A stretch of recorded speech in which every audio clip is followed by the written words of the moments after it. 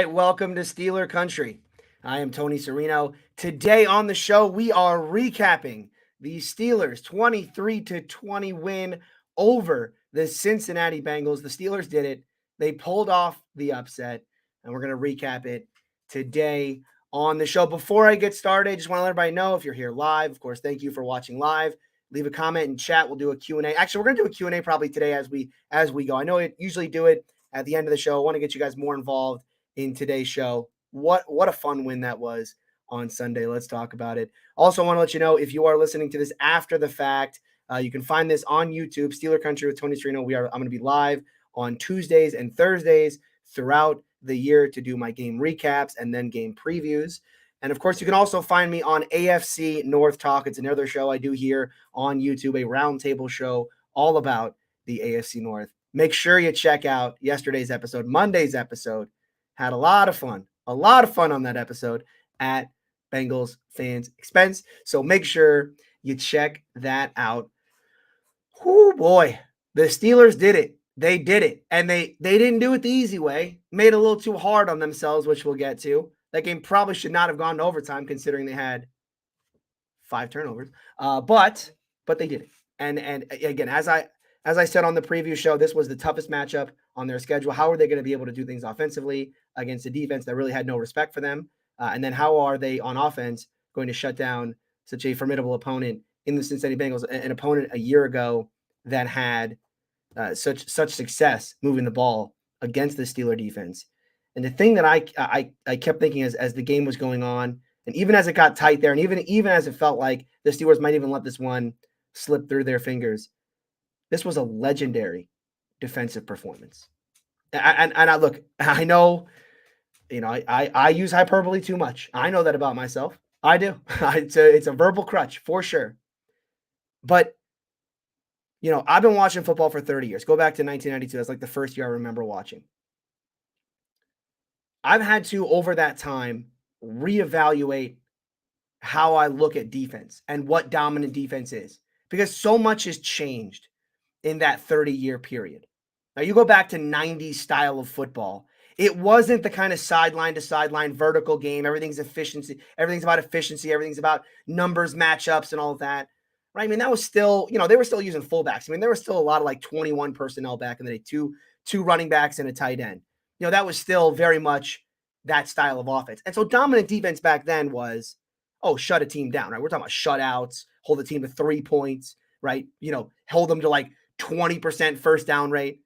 I mean, dominant defense in the 90s was dominant defense. And even into the 2000s, I mean, you think about probably the last 2 really great defenses that are kind of universally thought of as great. You think about the 2000 Ravens and what that team did that year.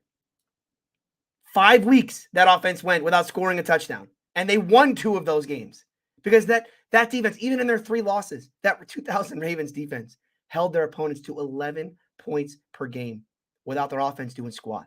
And see, that 2000 Ravens run is something I never thought would get done again. When you think about the modern NFL and how good offenses are, what's it all about now? Complementary football. It's all about complementary. Hey, we need our offense to help our defense and our defense to help our offense. Right? We got to work in sync in these things. When you get a turnover, you got to make them pay. You got to keep the ball on offense so that your defense can get a rest and all of that. And that was the exact opposite of what we watched on Sunday in that football game. Instead, on what we watched in that game was a defense single-handedly go on the road and win a football game basically by themselves.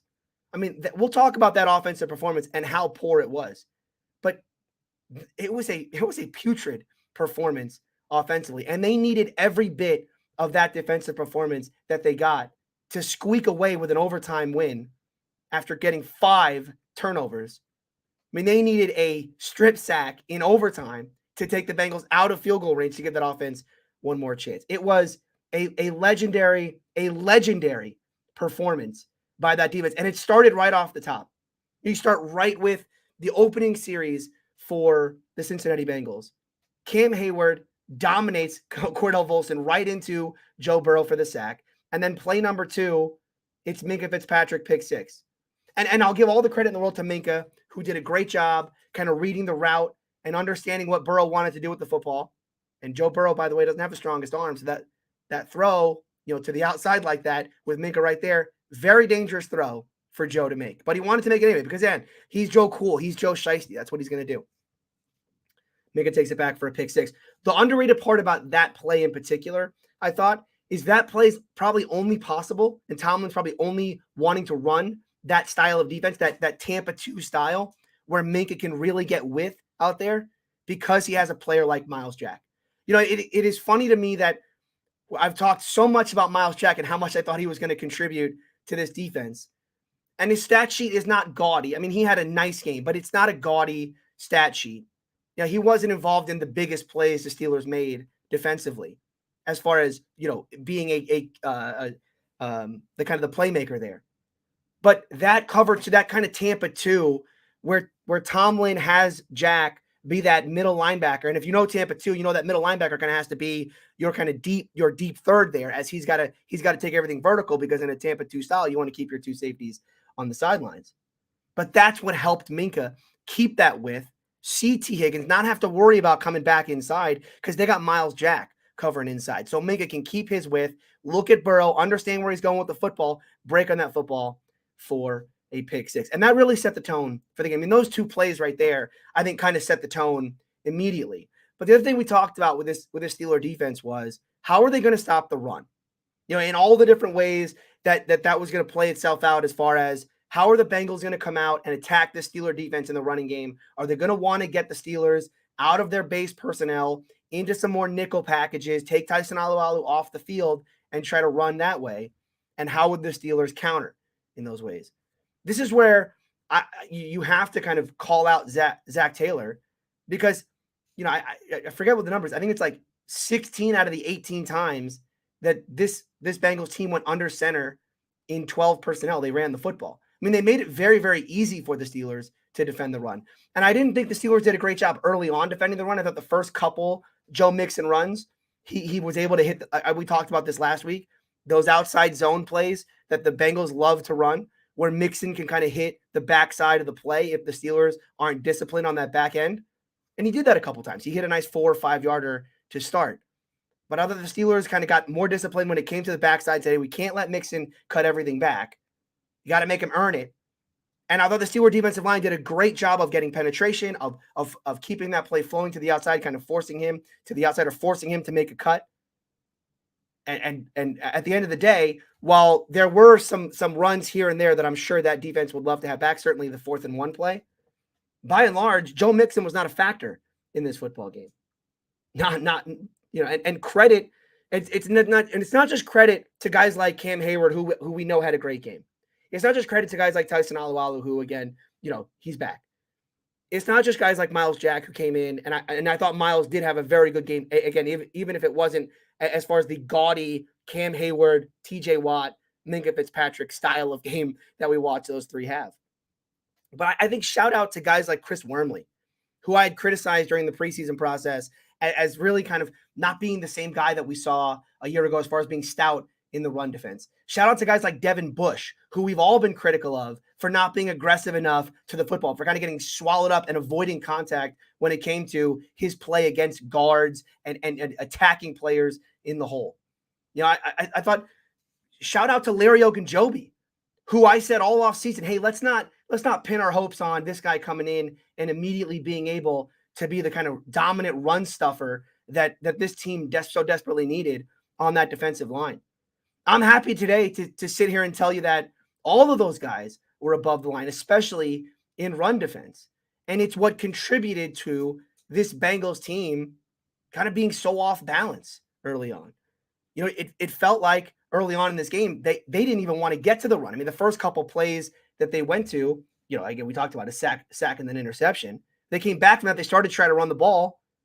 It worked for a little bit, and then they kind of just completely went away from it. And some of that is because, the Steelers, they pulled away. But credit to that front seven. This was a big game for them. And it's a big game, by the way, because Mike Tomlin, we talked about this, is it too high or is it single high? How do you want to defend these Bengals? Do you want to live in a world where you're going to put guys in one-on-one situations so that Jamar Chase can beat you down the field? Or do you want to live in too high and trust that your front seven can stop the run? Now, I haven't watched the entire All-22 yet because I have to go to the European version because all NFL Plus that we pay for, which says, oh, we'll have the all 22 ready by 6 o'clock the next day. It's Tuesday, and there's still no all 22 film ready on NFL Plus. So that's pretty cool. But the one I have watched, the bit I have watched on the European version, the Steelers ran quite a bit too high, quite a bit too high safeties in this game, and trusted that their front seven was going to be able to come through. And how about the play that's secondary? I mean, there's so many unsung heroes on this team. You know, guys like Levi Wallace, who I talked about throughout the process, how heady he is as a player. Again, he's not this physical, going to go out there and kind of stay with you stride for stride. But he does a very good job of breaking on the ball and doing all the little things. And that Jamar Chase touchdown that should have been, that he didn't get the second foot down. Great job by Levi breaking on that ball and getting his hands on Jamar to get him out of bounds. Cam Sutton in this game, fantastic game. Fantastic. I mean, the interception, he had 2 interceptions in this game, by the way. They took one away from him because, PI. Okay, sure. His ability on that post route to break on that ball, again, once again, such a heady player. And that's another one where Burrow's arm strength really did come back to bite him. It did. But I thought this defense, they got no help. Teams that get 5 turnovers score on average 35 points per game. Since 2012, those are the numbers. When you get 5 turnovers, you should be scoring in the 30s because you're getting short fields. Your team's able to go out there offensively and make them pay. On the other hand, in this football game, this Steeler offense wasn't capable of doing any of that. Oh, no. On the contrary, they weren't putting up 35 points. They were going 3 and out on 48% of their snaps in this game, 48% of their drives in this game. They didn't convert a third down in the first half of this football game. And as much as I want to sit here and just kind of go over every interception and every turnover and talk about how great each play was, but even some of the better plays in this game were the plays in which weren't necessarily don't go on the stat sheet as a turnover, but they were just as big. The goal line stand at the end of the first half to keep that Bengal team out of the end zone and force them to kick a field goal and take what could have been a 17-10 game into halftime with the Bengals all the momentum and feeling like, okay, we're back on track offensively, and they got ball first coming out in the second half. And instead make that a 17-6 game going into halftime with, again, the Bengals kind of feeling like, boy, oh boy, what is happening in this game? 3 turnovers and they can't get themselves into the end zone. I thought that was huge. And then the end of the game, you know, about the Bengals kind of knocking on the door consistently late in that game. The interesting thing about the fourth quarter of this game, because Bengals fans will tell you that, their offense finally got going in the second half of this game. We were on fire in the fourth quarter. Were they? Were they though? Because after this game gets to 17-14, the Bengals drives go 3 and out, 8 plays interception, 12 plays downs, turn the ball over on downs. That was the drive where the Steelers got the stop on the goal line. And then they get the ball back and finally are able to drive down and score a touchdown on the very last play of the game in a drive where how many of those yards were from penalty? I mean, I have to look it up here, but it felt like weren't there back-to-back penalties to take them from like the 20 to inside the 5 on that drive? We're talking about efficiency on offense. I kind of poo-pooed the idea that at any point in this game, it felt like the Bengals on offense were really efficient. They did at times have success moving the football, but not in efficient manners. It never felt like the Bengals kind of found their rhythm offensively. Again, for this defense to go out there and play this well for 5 quarters. I mean, remember, we had a full overtime in this game that this defense had to go out there and shut this Bengals team down. 100 plays, 100 snaps of football, if you count all the plays that were called back by penalty. 100 snaps. The Bengals ran 60 plays per game last year. So essentially the Steelers played what? 2 3/4 of a game against the Bengals? 2 3/4 of a game and gave up 20 points. And offensively had 48% 3-and-out rate. This is why, again, I came into this game and I said, look, the Bengals are probably going to win. They're probably going to win by a touchdown. Because offensively, I didn't think that the Steelers were going to come out and be great. And even if the Steeler defense was going to be great, what it was going to take for this team to overcome was going to be monumental. And credit to Mike Tomlin, credit to TJ Watt, credit to Cam Hayward, credit to Minkah Fitzpatrick, credit to every defender out there. I mean, they were legendary. I mean, I don't know another way to put it. This was you look back at last year and that game they had against the Bills. That was a shocking defensive performance, right? I mean, I don't think any of us saw that coming because of how much that defense had lost. But you look at this year, and I know that we were all high on this team. We all were saying top 5 defense, top 5 defense. But how many of us would have, if you had told us all before the game, this Steeler team is going to have an offense that cannot move the football, that is not going to convert a third down in the first half, that is going to go basically 50% of their drives are going to end in 3 and out. They're going to score 6 points without the benefit of turnover. And you're going to win that football game. You're going to win that football game because that defense is going to go out there and do enough for you to win it. How? In this league, how? Crazy.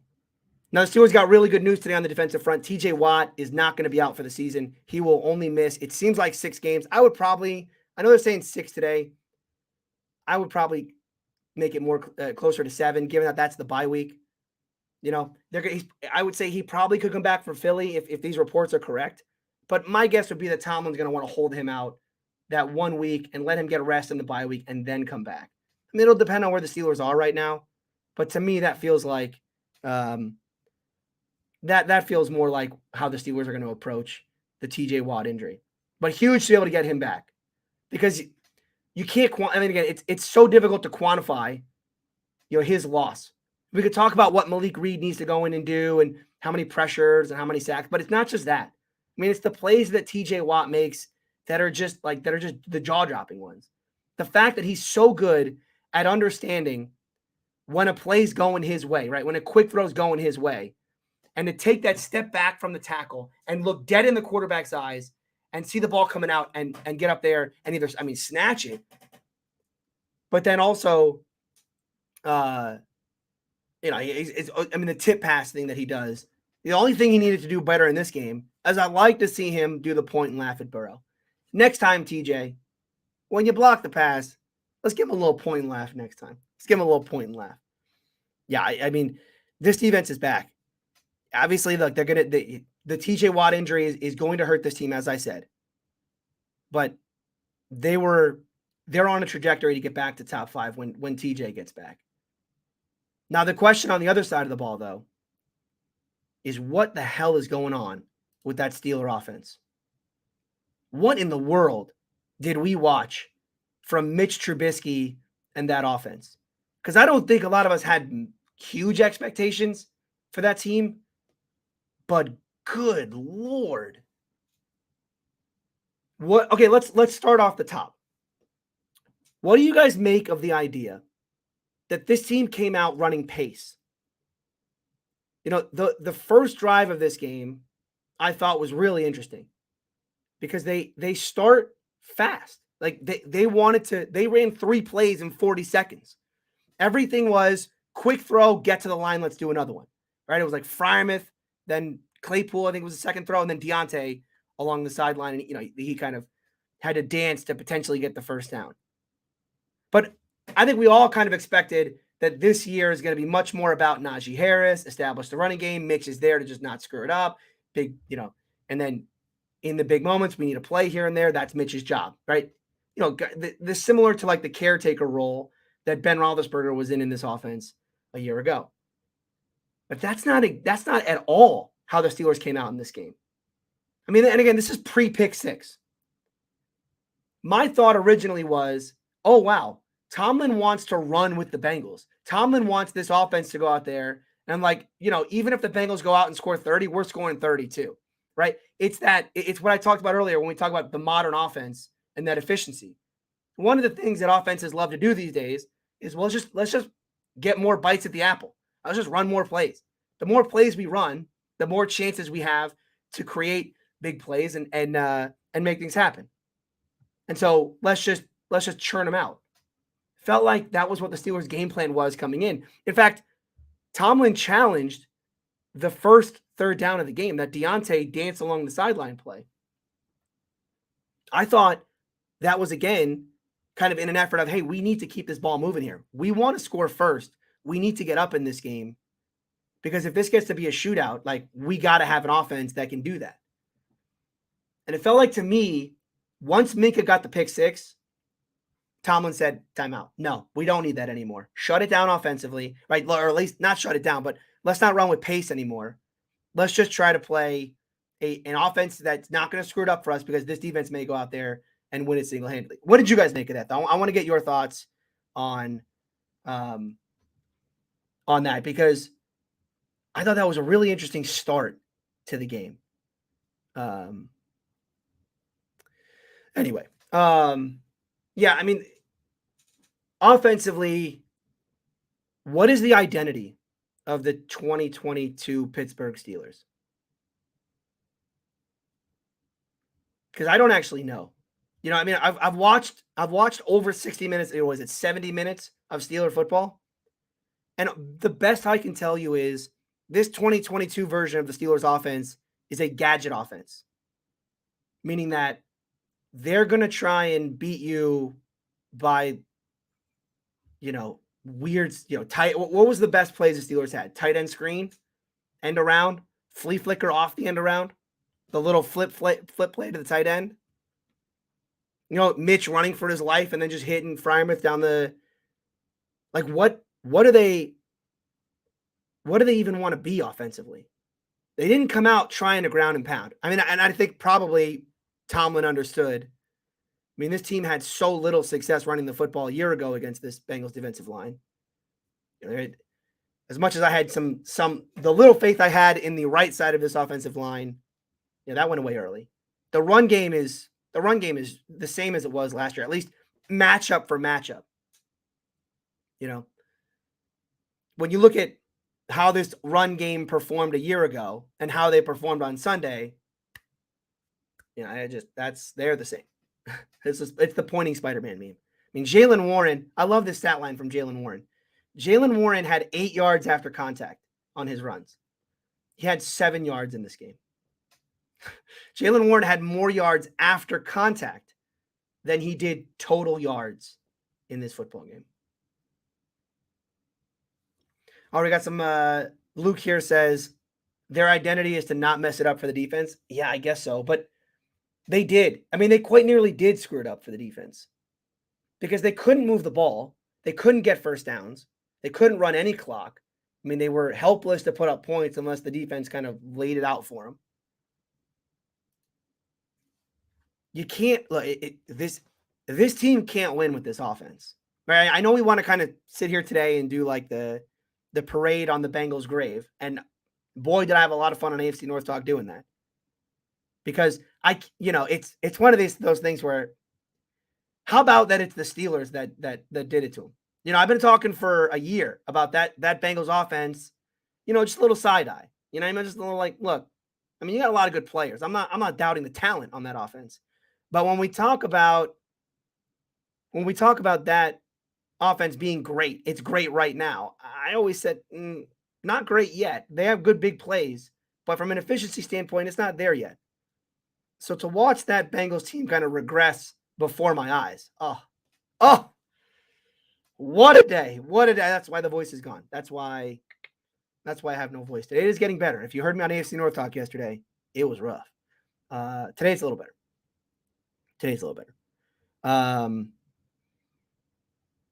Yeah. So anyway, this Steeler team cannot win with this offense. I mean, as fun as Sunday was, the Steelers are going to get, we fans are going to get a real smack in the face on Sunday if that offense doesn't improve drastically. Because this Steeler team could easily go from embarrassing the Bengals in Cincinnati to embarrassing themselves against the New England Patriots. And to me, it kind of starts with Mitch Trubisky himself. I was all in on the Magic Mitch hype train, right? I mean, I thought Mitch, when Tomlin talked about the kind of quarterback he wanted, that mobile quarterback. Okay, it made a lot of sense when you're looking out at the landscape of who's available. Okay, Mitch Trubisky makes a lot of sense. So here he is. Hey, can we bring back, can we kind of resurrect the Mitch Trubisky thing, given that we know now that Matt Nagy is a horrific coach? Sure, I'm willing to give that a chance. But boy, what he did on Sunday was not good. And I thought the two things that were kind of unforgivable about his performance is that, one, he was highly inaccurate. Highly inaccurate. All the best plays in this game offensively were the Steeler receivers making unbelievable catches, right?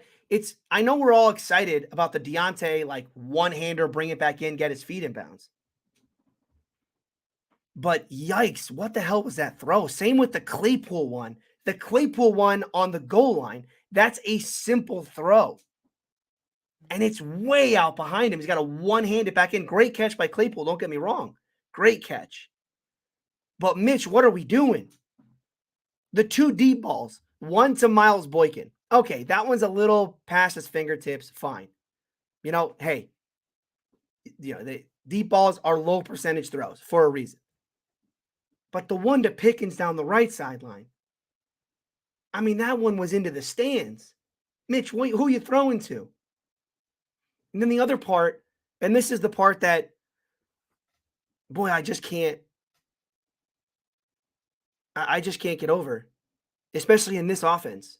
His timing was awful. I mean, he was so late on the vast majority of his throws. In an offense where it's all about kind of quick game, get rid of the football, catch and run, you can't have a quarterback who's afraid to release the ball when the ball's got to be out. I understand that, this is very much, hey, don't turn the ball over, don't screw it up. But at the end of the day, this Steeler team had 5 turnovers and 23 points to show for it through overtime. Let me read you a stat here. I went and pulled this up. I went back and looked at offenses since 2020 whose defenses have given them 5 takeaways. They themselves had 0 turnovers, which is what the Steelers had. The Steelers defense gave them 5 takeaways, and the offense didn't turn the ball over. In those cases, on average, an offense should score 35 points in that situation. 35 points per game is the average for an offense. The Steelers had 23 in overtime, on the last play of overtime. The teams that are around, okay, so you're looking at who else had offensive performances like that. Who are some other teams that had 5 takeaways but couldn't put up 30 points? The list down there, it ain't good. You're talking about last year's Houston Texans, a team that finished 4-13. You're talking about the 2012 Tennessee Titans, a team that finished 6-10. You're talking about the 2020 New York Giants, another team that finished 6-10. The 2013 Tampa Bay Buccaneers, a team that finished 4-12.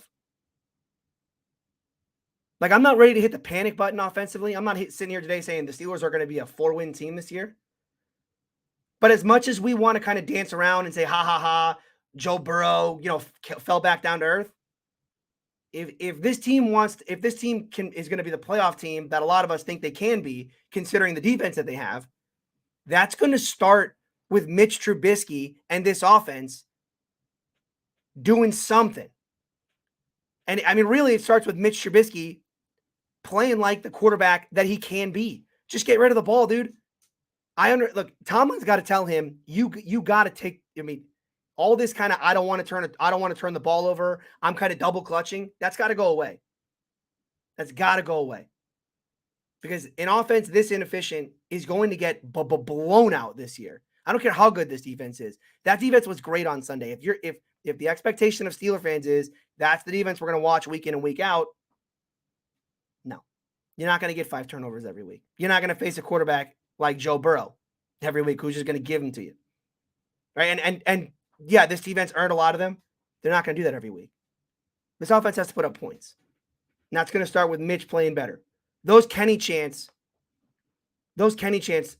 on Sunday are going to be insane. It's going to start right from the word go. Mitch is going to get booed his first way out. The first time Mitch comes out there, he's getting booed, and the Kenny chants are going to be nuts. I know that for a fact. It's going to be interesting to see how Tomlin deals with this, because what an intriguing situation. Who would have called this?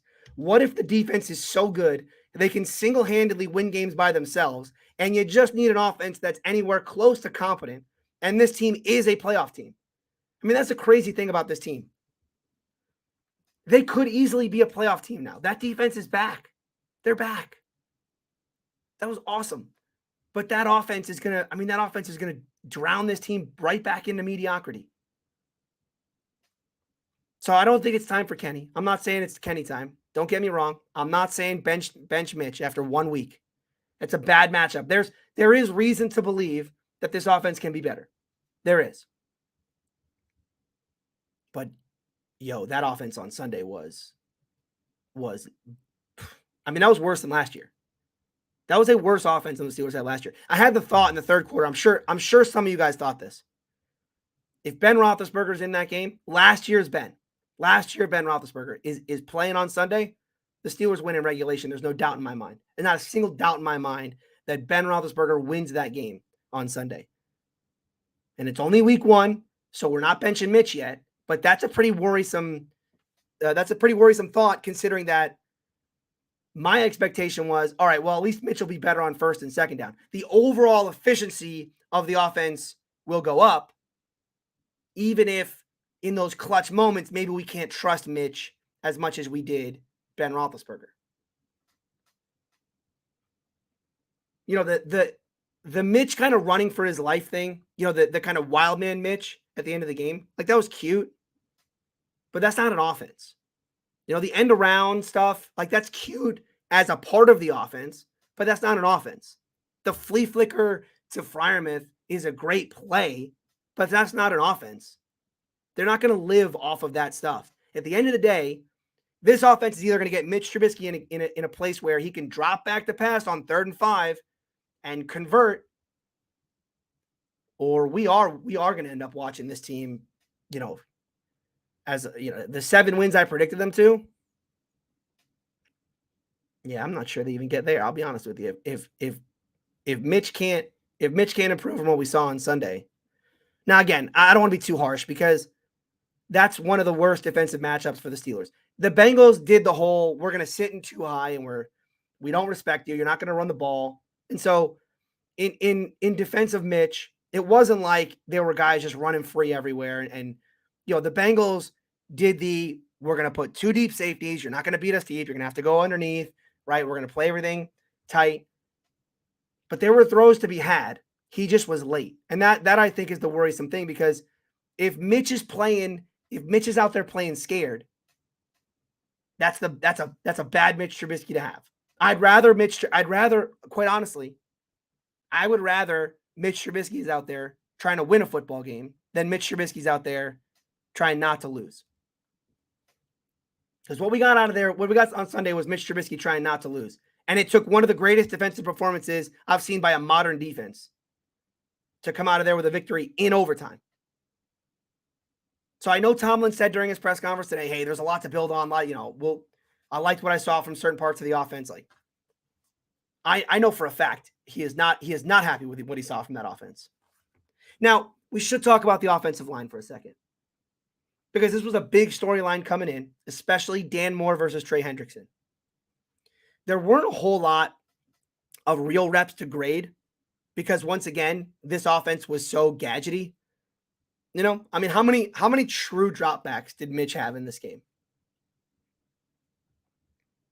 Was it 10? Was it 5? How many times did they actually drop Mitch back and say, okay, make a throw?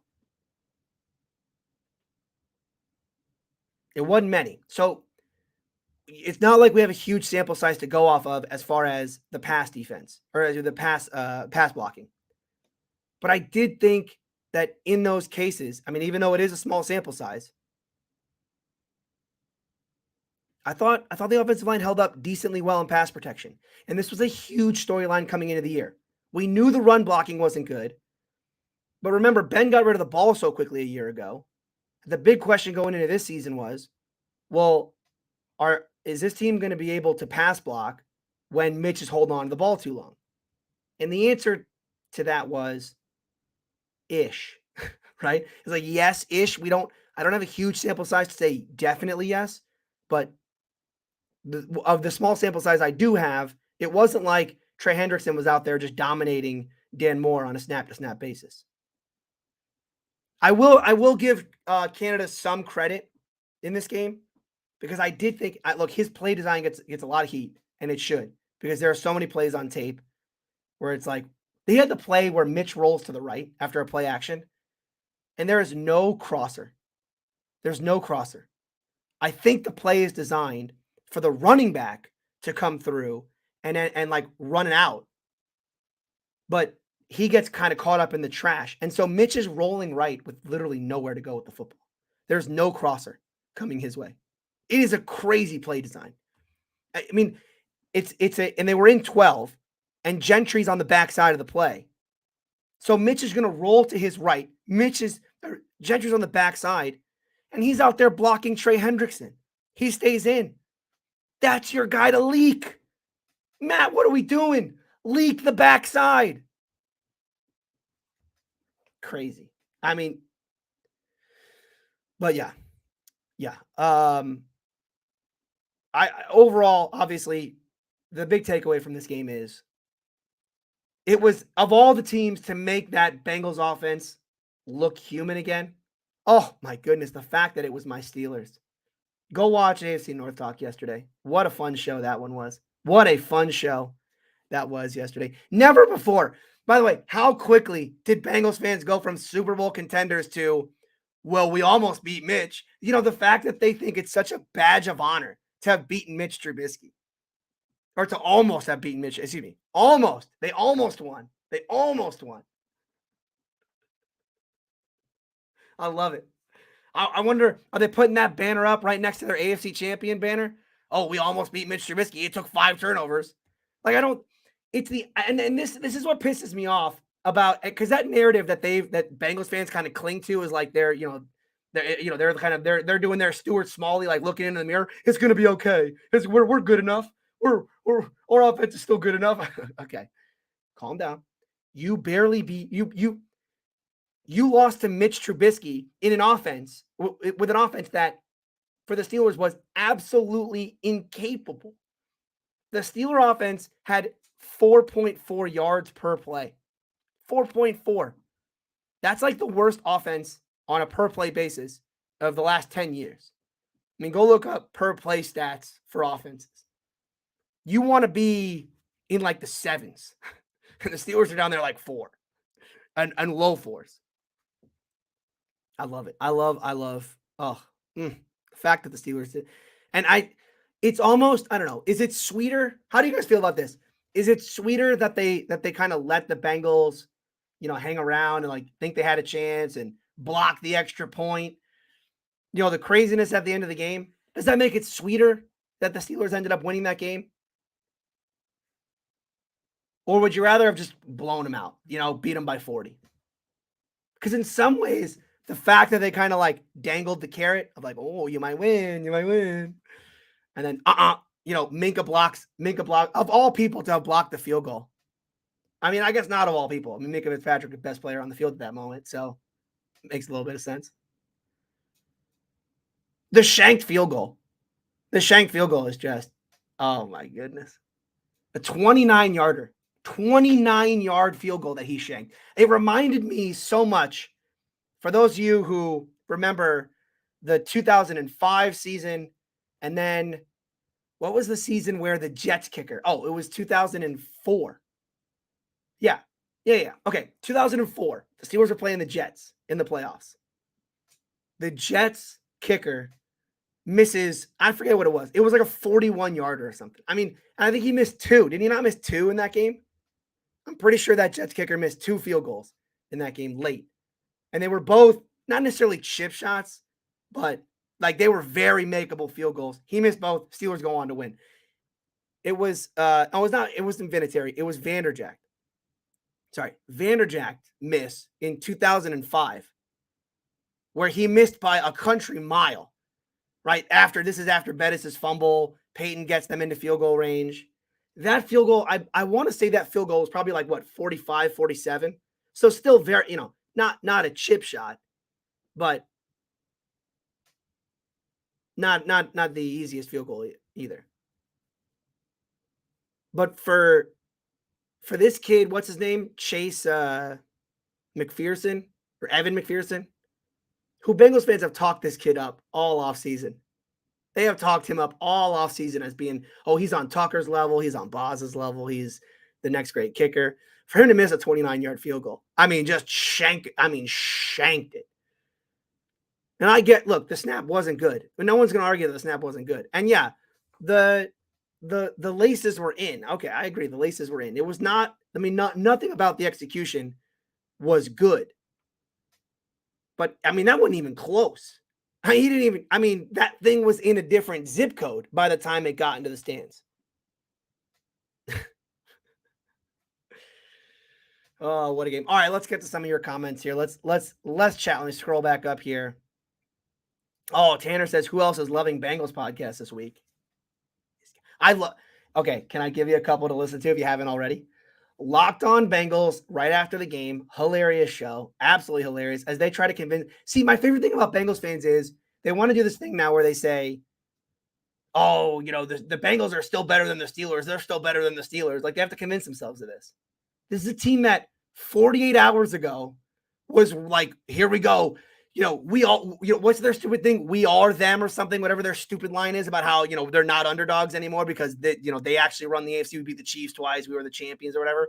They went from that. They went from we're the best to, well, we're still better than the Steelers. We're still better than the Mitchell Trubisky led Steelers. So Locked On Bengals, very good show. What's the other one called? Cincy Insider, Cincy Jungle, something like that. It's a solo show. The guy just does so like me. And he is quite literally going through it for about 45 minutes. He is, it literally is, the SNL Stuart Smalley bit from SNL where he's like looking into the mirror like, I'm good enough, there was a moment where like, he's just kind of talking himself into like this, they can't be worse than the Steelers. If you think that, it's just, I love that one too. If you want high comedy, I give those two the Tony 2 thumbs up. 2 thumbs up to both of those shows if you want that. DN here says the Steelers win was satisfying, but not as satisfying as our boy Tony giving both barrels to Bengals fans on AFC North Talk must-watch TV. Please give that a watch. I had a lot of fun. A lot of fun with Bengals fans on that show. And look, I'll be honest with you. Bengals fans deserve it. Because the thing that pisses me off the most about Bengals fans, by the way, it's not a, when I was giving it to Q and Sonny as heel Tony at the end of last season, like, yeah, it was very cathartic that Ben, made the playoffs in his final year. And, here's AFC North Talk, who has been, basically every chance they get to crap on Ben, they would take it. And like, of course, I had a lot of fun on that show. But I genuinely dislike the vast majority of Bengals fans. Ace and I get along well. Ace is fine. But, dude, the Twitter spaces that we did, for any of you who were there, I can't, 99% of Bengals fans, I can't stand them. Because I think the vast majority of their arguments are just bad faith arguments. They want to argue with you about like total, it's Quincy's having an argument right now on Twitter about how, total yards. The Bengals fans want you to believe that because they had 450 total yards, their offense was really good in this game. They ran 93 plays. That's 4.6 yards per play. So yeah, my dislike of Bengals fans is legitimate. I really genuinely do not like them. So yeah, a little insight. Pino, I don't know what makes me happier, the win or that Watt is not out for the season. Even if, look, Watt being not out for the season kind of opens the door for this team to shock the world. You guys know me. I'm not changing my outlook on the season. Am I going to sit here today and tell you that the Steelers are going to make the playoffs, they're going to win the division or anything like that? This offense has to be night and day from what we saw on Sunday in order for that to be the case. So Watt being out, Watt not being out, quite honestly, it still doesn't change my overall outlook on the team because this offense can't beat 99% of the teams that they're going to play. Unless this defense is going to quite literally be the 2000 Ravens reincarnate. I mean, Steeler fans are in for a long season. They have to be better offensively. But Watt being back means that if this offense does figure it out, well. Can I just say, all right, we're 45 minutes in. I can say this. If Kenny ever does get in and Kenny is good, this might be the greatest Steelers season of my life. If Kenny comes in and is actually good, I will imagine a world where Ben Roethlisberger retires and the Steelers immediately get better. Just immediate. Oh, oopsies. I mean, you got top 5 defense. And again, I'm not saying Kenny has to be the next Pat Mahomes. Again, I think he's probably going to end up being the next Derek Carr. But if he's even competent enough to drag this team into the playoffs. What a world. What a world. Oh, my brother's in chat. He says, glad the voice injury wasn't season ending. No, it is not. It's coming back. I'll be back. Luke says, Bengals fans really went from we had the best offense in the league to we had a lot of yards. Yeah, exactly. But Bengals fans have never been an efficiency thing. This is why it is so sweet. This is why I take extra. This is why I take kind of a little extra enjoyment out of this. Is because the Bengals fans, never believed the idea last year when they were told, hey, like from an efficiency standpoint, the Bengals actually aren't very good offensively. And generally offenses like this kind of come back down to earth at some point. And they never did last year. I mean, to Bengals fans' credit, they were actually right about last year's team because that team never did come back down to earth. They went all the way to the Super Bowl. They were plays away from winning it. But they never actually bought into it. Right? I mean, they've never been the kind of efficiency stuff. So they're always going to be, total yards team.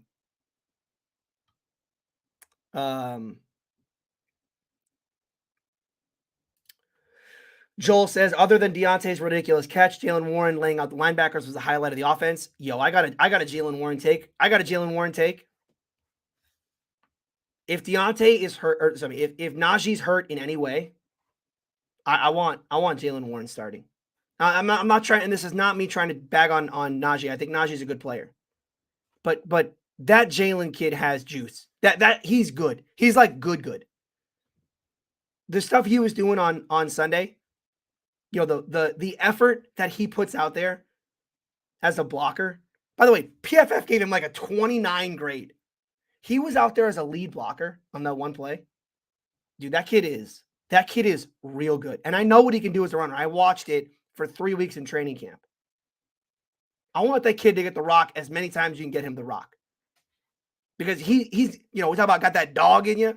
Yo, the Steelers got George Pickens at wide receiver, and they got another George Pickens at running back. That kid's got that dog in him. All right, let's see. Noah says, how should the Steelers offense attack Darth Vader's defense this Sunday? We will break that down on Thursday's show. Thursday here on Steeler Country, we're going to do our preview of Steelers and Patriots. Luis here says, no offense, full defense. I mean, that's what it was last week. No offense, full defense. 2000 Ravens style. It's like Tomlin wants to see how bad he can be offensively and still pull it off. Luke says the O-line was solid in pass protection, but awful blocking the run. The one thing about, awful blocking the run. I just keep noticing this on tape. Defenses are so aggressive when the Steelers are running the ball. I mean, they are flying to the football. It is to the point where there's got to be a tell. It's got to be formationally that this team is it's too easy for defenses to tell, oh, this is a run, because the blocking is poor, and there are just poor play designs as well. The plays where Gunner's out there having to block a linebacker on some of these plays. Like, what are we doing? Gunnar Olszewski's out there as like a lead blocker against a linebacker. That's just not a way. It's not a way to win football games. Not a way to design a quality running game. So But yeah, the run blocking still not there. I mean, I look, we're not out of the woods with this offensive line. I know that it wasn't an out and out disaster in the passing game, and I think that kind of gives everyone kind of a pause of like, okay, well, maybe things can be okay. Maybe things can be okay on the pass blocking side, but again, small sample size. A lot of it was kind of designed rollouts and trickery and gadgetry and all of that. So we don't have a large sample size of just drop back and throw the ball. But the run blocking, not good. But again, the Bengals front seven is so good against this Steeler team. They dominated this matchup a year ago, and they dominated again on Sunday. So it wasn't, I'm not going to sit here and tell you that the run blocking was worse than it was a year ago. It was not good, and it wasn't good a year ago. The Patriots, I think, will give us a better understanding of kind of what's, we get a new look at this team against a new defensive line. All right. Let's see what else we got here. Claude says that offense is the reason why Najee and TJ got hurt because they should never been in overtime. I mean, you can definitely draw a straight line between the lack of production offensively and, I mean, TJ's injury for sure, because that happened on the last drive before overtime, right? Or did that happen in overtime? I forget if it was before overtime or after. But regardless, the game should have been over. Look, the game should have been over on that last drive after the goal line stand. That's where, to me, there's no doubt in my mind Ben Roethlisberger finds a way to convert there. There's no doubt in my mind that Ben Roethlisberger converts that first down, runs the clock, and we are sitting here today talking about a Steelers 20-14 win in regulation. No doubt. That's where Mitch has to be good. Mitch can do the whole, gadget crap offense and stuff, but and obviously that has to be better. But at the end of games, if we're just going to continue, if this team is going to continue to tell its defense, you just won the game for us with a massive goal line stand, and offensively, we're quiet quitting out there. Like, again, this team is not headed for a division title or a playoff run. They're headed for 5 wins.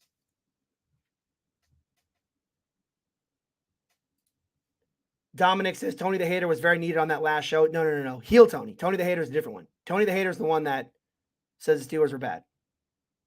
Or actually just, how about my boy Matty Ice? Does Watt get to sack Joey B in that new white Power Ranger color rush? Yes, he does. He will be back. That is the second week after the bye. And yes, TJ should be back for that game. Should be back for that game. God, that game's going to be so much fun. Bengals fans keep saying, keep that same energy in the second game. Keep that same energy in the second matchup. In the rematch, Bengals fans, I just have a small note. I will not be keeping the same energy in the second match. If the Steelers and Mitchell Trubisky beats the Bengals again and they sweep Joey B, Joe Shiesty, no, I will not be keeping the same energy. It will be a whole new energy level. It will be a whole new energy level after that show. So no, I will not be keeping the same energy. I apologize. State of the Steelers says that was a horrible second half by Mitch. I would say the first half was pretty bad as well. I wouldn't rule out the first half also being horrible. How much better is Mitch than Kenny? Okay. Let's talk about Kenny Pickett for a second. What he did in preseason was very, very impressive. And I want to see Kenny out there. I do. But for selfish reasons, because I do a show called AFC North Talk. And the wouldn't it be funny part of my brain says, wouldn't it be hilarious if Kenny came out right away and, turned this team into the kind of team that could be a playoff team? Because if Kenny comes out and does what he does in preseason, that's it. Again, no down the field shots, just kind of very effective, efficient, executing this kind of point guard style of offense. Yeah, I mean, this team's making the playoffs. Yeah, with that defense, yeah, yes. But here's the difference. Here's what we haven't seen from Kenny yet. Look, we haven't seen Kenny really challenge down the football field still. There were plays against Jacksonville that I loved. There were plays against Detroit that I loved. But the sample size with Kenny isn't there. And the other thing that happens in the regular season that does not happen in in preseason, you get game planned against, right? Teams understand tendency of here's where a guy likes to go. Here's what a guy likes to look at. So we game plan around that. Kenny hasn't had that yet. The Bengals at least have seen some film of Mitch and what he did in Chicago and what he likes and doesn't like and what he gets confused by. Teams will figure that out about Kenny. And look, there's a very real chance that as good as Kenny looked in preseason, that he comes out in the regular season and it's a whole new Kenny. And I think Tomlin understands that. And that's why he doesn't want to subject this team to that until he absolutely, positively has to. And what a hilarious sequence of events that the report comes out pregame from Jay Glazer, Tomlin's best friend. And he says, Tomlin plans on sitting Kenny for the entire year. Kenny will not play this year. And then Mitch goes out, has one of the worst offensive performances you could possibly have in a game where the Steelers should have blown him out. And every Steeler fan's thinking, Tomlin, we sure we're not playing Kenny this year. Like at what point? See, it is, I thought that Kenny would have to come in because Mitch would be bad and the team would be bad. Mitch would be kind of holding this team back from winning. And you would say, okay, well, we got to get a quarterback in there to start winning football games, right? They'll be 0-3 after that Browns game or something like that.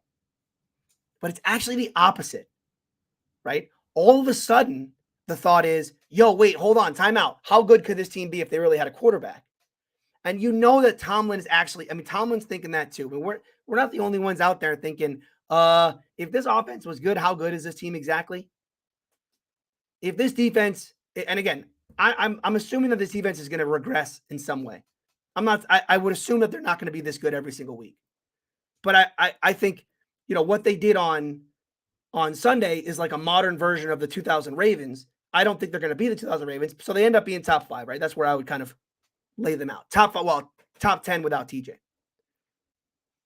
So top 10 defense, top 5 defense with him. When does Tomlin start to think, all right, do I put the kid in just to see what we got in case he is good and we actually can make a run at this thing? What an interesting decision for Tomlin to make now, because he doesn't want to do it. He doesn't want to go with a rookie. But I do think this is a way where he's going to have to think to himself, am I gonna just kind of play this thing out with Mitch while I got this defense that's, that can single-handedly win me some games? And I got this rookie on the quarterback I got the rookie on the bench who's like, well, who knows? All right, what do we got? What else do we got here? Oh, I like this take. How about this take? By the way, my voice is, maybe doing an hour-long show today wasn't the smartest thing to do because my voice, I feel it going out again. But Carmichael says, I think Mitch was horrible. That's my honest opinion, and felt Mason could have produced the production.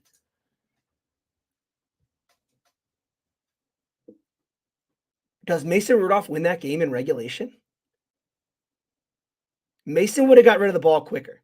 Well, it's hard for me to say that. Don't you have to, when you think about Mason Rudolph now, you have to divorce preseason Mason Rudolph? I saw a lot of training camp too. I don't know how many of you guys were at training camp. But to me, there are 2 Mason Rudolphs now. There's the Mason Rudolph that I watched for 4 years that I absolutely loathe watching and I never want to see that again. But then there's what about what Mason did against against the defense in training camp and in preseason, and kind of how he kind of reinvented himself as this kind of get rid of the ball quickly, efficient quarterback. Because, there's a part of me that does think that Mason Rudolph could have won that game in regulation. Because I thought Mitch's worst asset was his timing. And that's where Mason got so good. Mason's comfortability in the offense, right? He's dropped back to pass. I know exactly where I'm going. Bang, bang, bang. We're just getting rid of the ball. And yes, preseason defenses, it would have been worse against Cincinnati. And the thing you have to worry about, I guess, is that Mason Rudolph turns back into first read's not there, deer in headlights guy that we've seen him in regulation, right? Lights come on, bright lights, regular season game on the road. Are we sure it's the same Mason Rudolph as it was in preseason and training camp? Which is why he's third string.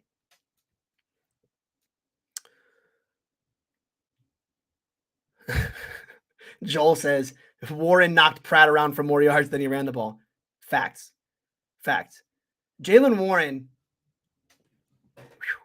I mean, Jaylen Warren hype train, he's like my new Duck Hodges, you know? I love Jaylen Warren. Claude says defense scored 10 points, at least 10. You know, it was more than that because even the field goal that they got in the second half, didn't the Steelers get a 3-and-out at like the 9-yard line, which ended up giving the Steelers pretty good field position? So, I mean, you know, I won't give that all to the defense, but like that was a pretty big stop and a big moment to help that offense out. Because like, what did the offense do? Wasn't that Boz's long field goal? So the offense probably got like 10 yards on that drive to put the Steelers in field goal range. Let's see what else we got.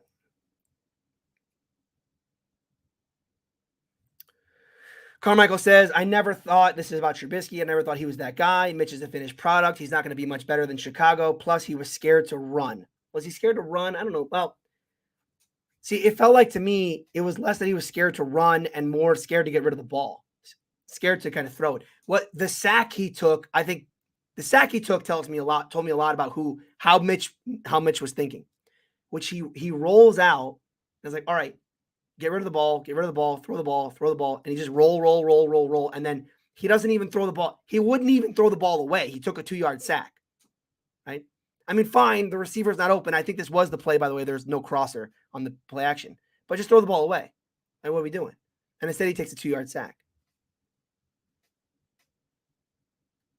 Let's see what else we got. Joel says the accurate quarterback is not the one we had on the field. That is true. Kenny Pickett, I mean, it's too easy though. It's too easy to just say the Kenny Pickett we saw in preseason and training camp would have gone out there and just won this football game. Because they would have thrown a lot of exotic stuff at him. They would have thrown a lot of crazy pressures and shifting defenses as far as hiding coverage and whatnot. Claude says Burrow's first two pass attempts in their new stadium was sack and pick six. What an interesting play call back-to-back for Zach Taylor. They had so much success running the ball in this game. And instead they came out and they're like, no, we're going to throw. And it wasn't the second one from like 5 wide. I mean, I think it was 10 personnel. Or maybe it was 11, but just spread out wide. Zach Taylor, no one's talking about Zach Taylor right now. Zach Taylor deserves a lot of blame for what happened on Sunday. Tanner says, my favorite part was how the Steelers made the Bengals' expensive new offensive line look terrible. Look, I'll be honest with you. This has been going around, this like that the Steelers dominated this offensive line. I don't think it was look, the Steeler D-line played well. I'm not going to take away from the Steeler defensive line. But I didn't come away from this game thinking, wow, that was a dominant defensive performance, especially considering what we've seen this Bengals O-line give up in the past, right? When you think about that Tennessee game from a year ago, right? Some of the games where that interior of that line really did give up big pressures. A lot of this was on Burrow. A lot of this was just Burrow holding on to the ball too long, and Tomlin and that defense doing a very good job of understanding Bengals play design and where he wants to go with the ball and making him kind of double clutch and have to go to his second read. You know, it wasn't as though the ball was snapped and there was pressure in his face. That happened at times. I mean, Alex Highsmith had a monster game here. The spin move that he put on Jonah Williams. Jonah Williams still a turnstile over there in Cincinnati. Those were great plays. But so often in this game, there was not a ton of pressure on, especially with 4. And I thought the offensive line held up. And even in those moments, though, you know, the pick 6 to Minka, there was no pressure in Burrow's face. That was just straight up Joe Burrow not respecting Minka Fitzpatrick as the deep safety over there, or not seeing him, or just thinking, you know, in a kind of Joe Shiesty style that I can fit the ball in there. Regardless, you know, three of Burrow's 4 interceptions came not under pressure, just out of a clean pocket. So again, I don't want to take away from what the Steelers defensive line did, because I thought against the run they were really good, and against the pass I thought they were good enough, but not great. I wouldn't necessarily say that the defensive line or the pass rush in this game had a great game. They were very good. But, the Bengals threw the ball like 50 times. DN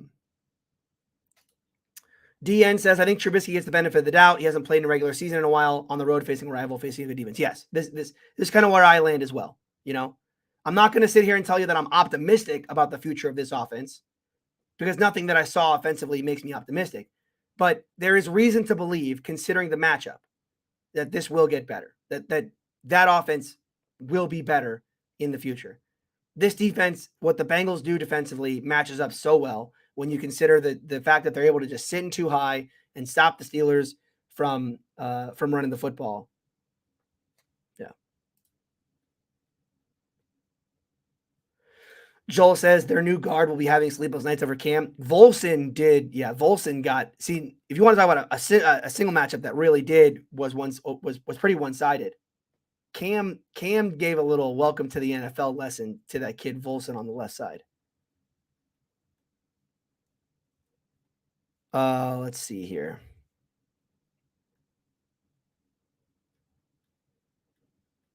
What else we got? Noah says Bengals fans are so petty. When we lost to the Browns in the playoffs, we weren't saying, well, Ben had 500 yards passing. Correct.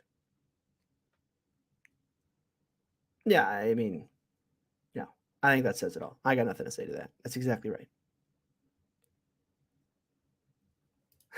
Joel says the Cincy Insider is a real struggle session. Yeah. Listen to that. I'm telling you, that's such a good show. Such a good show. And look, I've been there in the past.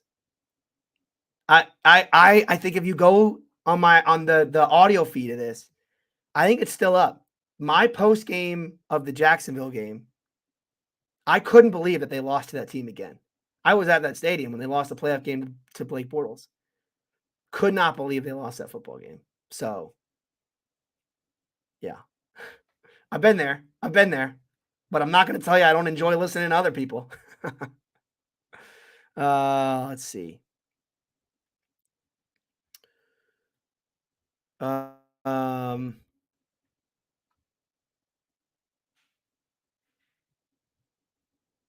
Yeah, I think we're good here. We're over an hour again, so we did it.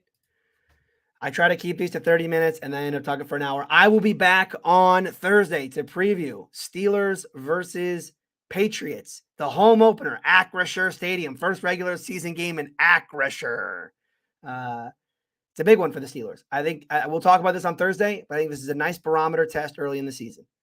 We're all high on, listen, we are high on beating them Bengals. Yes, we are. And we should be, because this Steeler team this year, everyone was predicting them to have a losing season. I did the exact same thing. I thought they were going to lose to the Bengals. And the fact that they went out there and played that well defensively and won a game in that style was really impressive. But now it's about doing that consistently. And it's about can they beat a team that they should beat now? Because there's a chance this team can go 4-0. And there's a chance that you're looking at the schedule and saying, yeah, I could see 4-0. 4-0 is not out of the realm of possibility. But we'll talk on Thursday about what needs to happen in order for this team to go 2-0. All right, that'll do it for me today. Thank you all for watching. Again, if you are watching live, leave a like on your way out. And if you're not subscribed to the channel, what are you doing? Hit that subscribe button and you'll get notified when I go live, which is Tuesdays and Thursdays here on the YouTube channel Steeler Country with Tony Serino. Or if you'd prefer this as an audio podcast, you can find this wherever you find podcasts. And I'll be back on Thursday right here on Steeler Country.